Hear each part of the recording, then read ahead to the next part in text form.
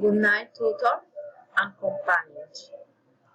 My ideal hope, my goal is to be a teacher in the municipality of Cimitarra.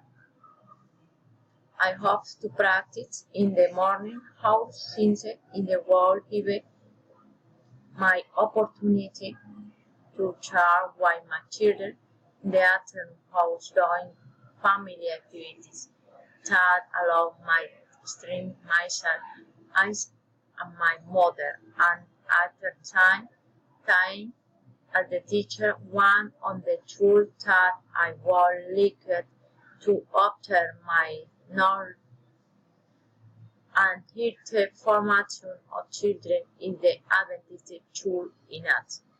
It is in accordance with the schedule and whether it's good economic income. It is easy for me to share with my children on the same dance since they are studying the labor terms. It's much more humanitarian since it is true that perseverance.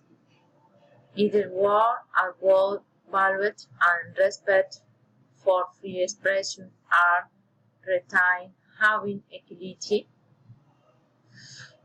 in hearts in the classroom there is no inclusion for anyone everything has the same. Thank you.